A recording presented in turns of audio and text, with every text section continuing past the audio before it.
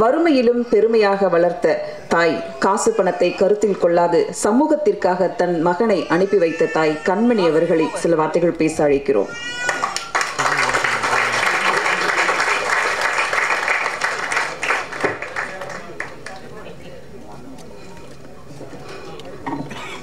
எல்லோருக்கும் வணக்கம். ஓம் ஸ்ரீ ராகவேந்திராய நமக. இங்கே வந்திருக்கும் அனைவரும் ஆரோக்கியமாக இருக்க நான் வணங்கும் ராகவேந்திரா வேண்டிக் கொள்கிறேன். ஓம் ஸ்ரீ ராகவேந்திராய நமக. இந்த மாற்றம் எனக்கே தெரியாது. நான் யூடியூப் பார்த்துட்டே இருந்தேன். சாமி மாற்றம் வந்து லாரன்ஸ் என்ன எதுவும் ஷாக் ஆயிடுச்சு. சரி, அப்புறம் லாரன்ஸ் ஃபோன் கூட நான் போட்டு பேசலை. அவரே வந்தார் வீட்டுக்கு. என்னப்பா நடக்குது அப்படின்ட்டேன். என்னம்மான்னார். நான் மாற்றம்னு வருது எதுவும் சொல்லலையே என்கிட்ட அப்படி சிரிச்சுட்டு தலையாட்டினார். தெரியாமல் அவனுக்கு கொஞ்சம் எதுவுமே அவர் சஸ்பென்ஸாக தான் எனக்கு சொல்லுவார்.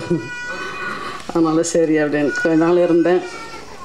இன்னைக்கு கூப்பிட்டார் ட்ரஸ்ட்டுக்கு வாம்மான்னு சொல்லி கூப்பிட்டா அவரே அதிர்ச்சி ஆகி போச்சு.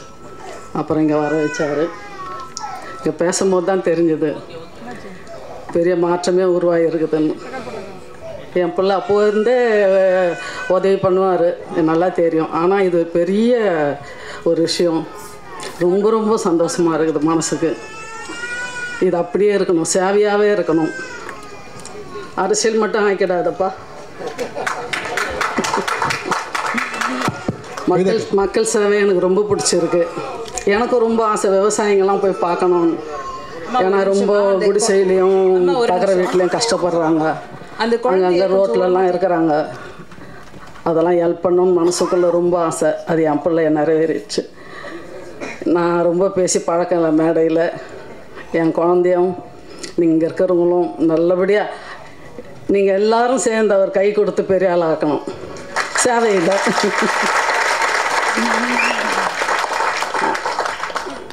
ஏற்கனவே நான் எல்லாருக்கும் போயிட்டு குழந்தைங்க இவர் எல்லாருக்கும் கோயிலாக போய் அர்ச்சனை பண்ணிகிட்டே இருப்பேன். அது மக்கள் நல்லா இருக்கணும். காலையில் எழுந்தவொடனே பூமியை தொட்டு கும்பிடுவேன்.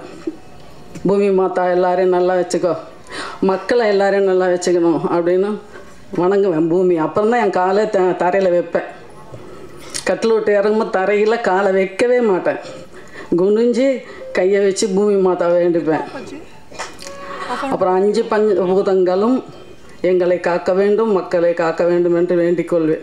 அதனால் தெய்வம்தான், சாமியை வணங்குங்க, தெய்வம்தான் நம்மளுக்கு.